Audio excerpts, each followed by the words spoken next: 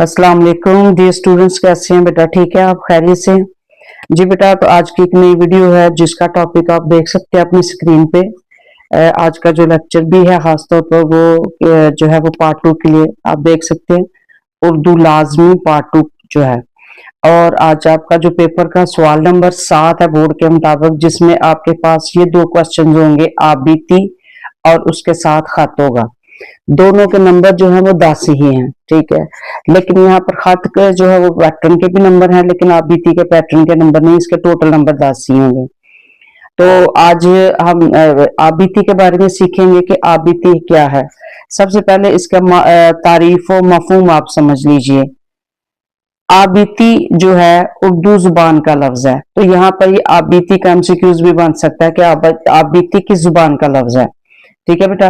तो आबीती आप देख सकते, आबीती क्या है? उर्दू जुबान का लफ्ज है।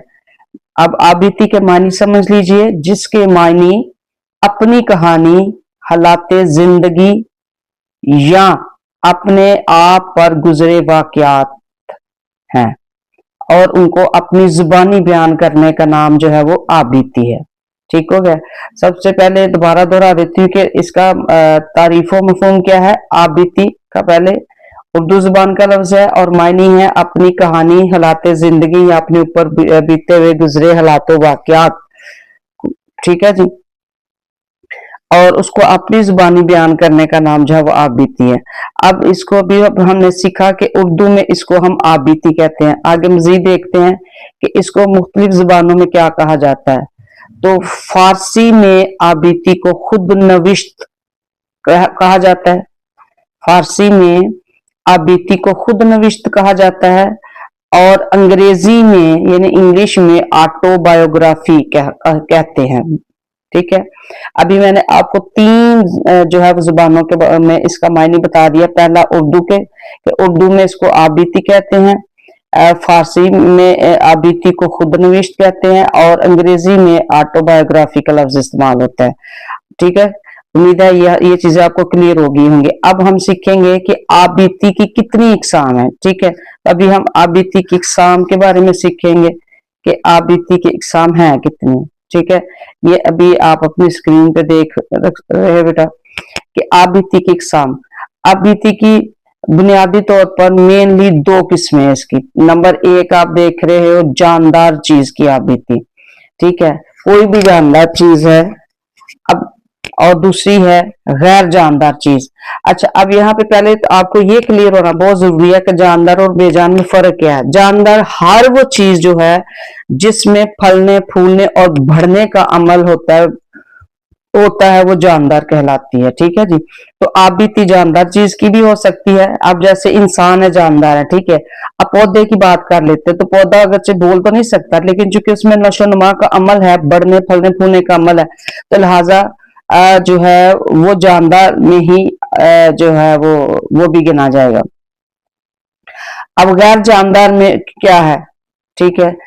इसमें जैसे आप कोई कलम की आबीती होगी, पत्थर के हो गया, ठीक है। इस तरह की चीजें जो गैर जानदार हैं, जो साकिन होती हैं, जो बेजान होती हैं, उनकी भी आबीती हो सकती है। लेकिन अब इसको हमने बयान किया। अब सवाल ये है, दूसरा बच्चे जब ये डिस्कस करते हैं तो बच्चे कहते हैं जानदार चीज ने तो अपनी आबीती बता ली, गैर जानदार चीज या बेजान चीज जो है वो अपनी आबीती कैसे बयान करेगी। तो इस बात का सवाल का भी मैं जवाब आपको आगे देती हूँ कि जो गैर जानदार है वो अपनी आबीती कैसे बयान कर सकता है, ठीक है। मेरे साथ रहें, आगे मजीद देखें, अगले पेज पे हम चलते हैं। अब बात आ जाती है कि आबीती के हिस्सों की बात कर लेते हैं, ठीक है बेटा। पहले नंबर पे हम देखेंगे आबीती के हिस्से। आबीती के 3 हिस्से होते हैं, यानी 3 पैराग्राफ। नंबर 1 जो पहला पैराग्राफ है, ठीक है, वो आपने मेरे साथ रहे, मैं भी आपको बताती हूँ। और दूसरा पैराग्राफ जो है वो है दरमियानी वाला पैराग्राफ, और तीसरा जो इसका एहतताम का पैराग्राफ है। अब इसके अंदर जो है आबीती एक ही है, लेकिन इसमें जमाने का जो है वो तब्दीली होगी जी। तो पहला जो पैराग्राफ है आपका, वो आप लिखेंगे जमाना, ये नोट कर लें बेटा, ये जमाना हाल में आप लिखेंगे, ठीक हो गया। और उसके बाद जो दूसरा पैराग्राफ है जमाना इसके लिए आप लिखेंगे वो आ जाएगा माजी के अंदर लिखेंगे आप, ठीक है। ये आपने ज़हन में रखना है, ये इसकी तरतीब। तीसरा पैराग्राफ आ गया, फिर इसको जमाना जो है जमाना हाल में आप लिखेंगे, ठीक है, जमाना हाल में। यानी 3 पैराग्राफ के अंदर आपने 2 जमाने इस्तेमाल करने हैं। पहला पैराग्राफ क्या है बेटा, अभी मैं दोबारा दोहरा रही हूँ आपके लिए कि पहला पैराग्राफ आप लिखेंगे जमाना हाल में, दूसरा पैराग्राफ जमाना माजी में, और तीसरा पैराग्राफ जो है फिर जमाना हाल में आएगा। अब अगली बात कि इसको लिखने के लिए जो हदायत हैं या तरीकाकार क्या है, आप बीती लिखते हुए हमें किन चीजों को मद्देनजर रखना है, और वो मैं अभी आपके सामने बयान करने लगी हूँ, ठीक है। अभी आप देखेंगे, ठीक है, कि आप बीती लिखने के असूल और तरीकाकार अभी आपके सामने जो है वो पेश करने लगे। इसमें जो है वो टोटल तकरीबन 6 जो है वो अहम पॉइंट है जिनको आपने मद्देनजर रख के लिखना है जी, ठीक है। पहला देखें, मैंने जैसे कि आप हेडिंग से ही देख सकते हो कि पहले ऊपर मैंने कहा आप बीती लिखने के असूल या हदायत या तरीकाकार, कुछ भी आप कह सकते हैं इसको। इसमें नंबर 1, तमाम जो वाकयात का बयान सीगा वाहिद मुतकल्लम में हो, यानी मैं का लफ्ज इस्तेमाल करना, ठीक है। जो भी बात बयान करनी है मैं का लफ्ज, क्योंकि अपने बारे में है तो इसलिए इसमें मैं का लफ्ज इस्तेमाल होगा। उसके बाद है नंबर 2, वाकयात में रब्त और तसलसल होना चाहिए, ठीक है। तीसरा अहम इसका पॉइंट है अंदाजे बयान आसान हो, बिल्कुल सादा जुमलों में आपने इसको बयान करना है। चौथा इसका जो पॉइंट है कि ये 3 पैराग्राफ, इसके कम से कम 3 पैराग्राफ लाजमी होने चाहिए। 5वां पॉइंट आप देखें तो ये है अब कम से कम 3 हवाला जात जरूर लिखने हैं, ठीक है जी। जिस तरह से आप बेटा तशरीह वगैरह के अंदर या मज़ामीन के अंदर लिखते हुए हवाला जात का इस्तेमाल करते, इसी तरह आप बीती के लिए भी ये शर्त है कि इसके अंदर आपने कम से कम 3 हवाला जात लाजमी लिखने हैं। अब अहम तरीन जो आखिरी सवाल है इसके बारे में वो ये है कि क्या आप बीती कितनी होनी चाहिए, कितने सफ़ों पर मुश्तमिल होनी चाहिए। तो इसका जवाब ये देखें जी, ये 2.5 सफ़ात पर मुश्तमिल होना चाहिए, ठीक है। 2 से 2.5 सफ़ात पर, 3 तक भी आप जा सकते हैं, ठीक है।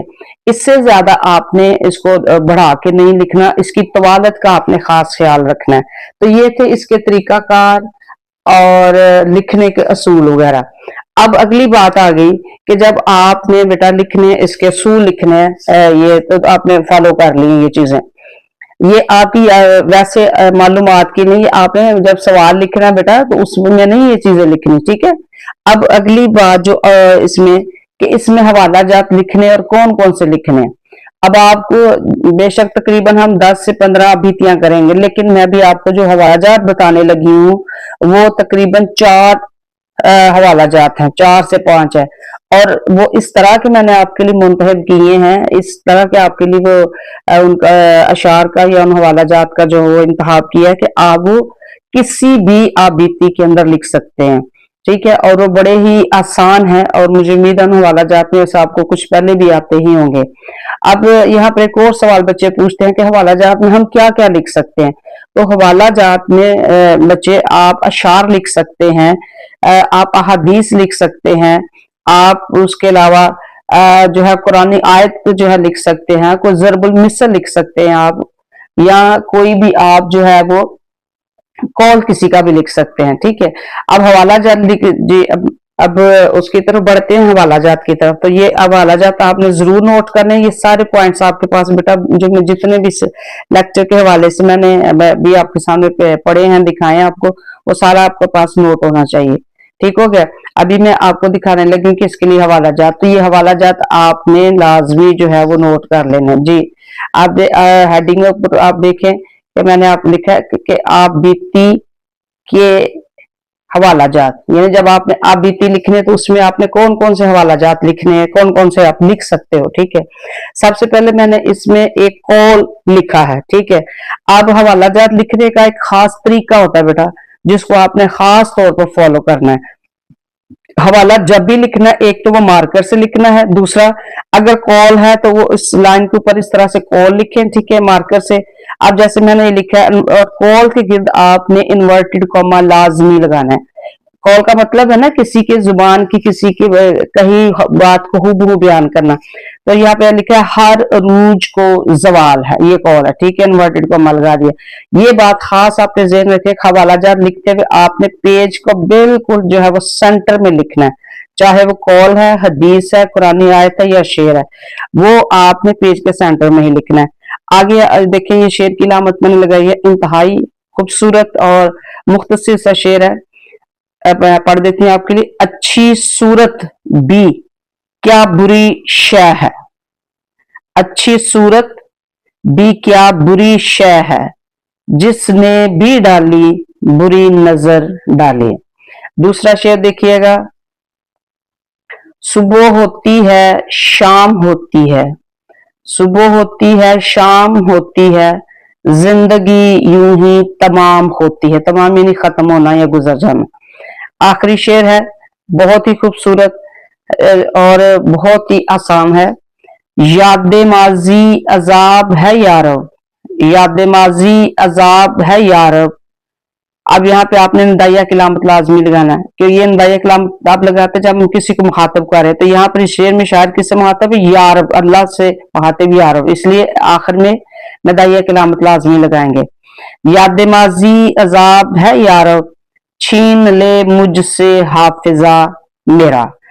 अब बेटा आपने, अब ये मैंने आपको देख रहे हैं कि 3 शेर मैंने लिखे हैं और एक जो है वो उसका मैंने कौल लिखा है, ठीक हो गया बेटा। अब आपने हर पेज पे, ठीक है, क्योंकि 3 पेज हैं, 2.5 पेज हैं, 2.5, तो हर पेज के ऊपर एक हवाला आपने लाजमी लिखना है, ठीक है। ये जो याद माजी वाला जो शेर है, ये आखिरी शेर, ये आपने उसके आप बीती के आखिर में लिखना है, ठीक है। जहां पे आप बीती खत्म करेंगे वहां पे ये लिखेंगे। अब ये जो अच्छी सूरत भी, ये बिल्कुल आप जो है वो आप बीती के शुरू में लिख सकते हैं, ठीक है। ये शेर भी दरमियान में लिखा जा सकता है, ये कौल भी आप दरमियान में जो है, हर अरूज को जवाल है, ये आप कॉल सेंटर में भी लिख सकते हैं, ठीक है। तो तरतीब इसकी ये हो गई कि हर पेज के ऊपर आपने एक हवाला लाजमी लिखना है।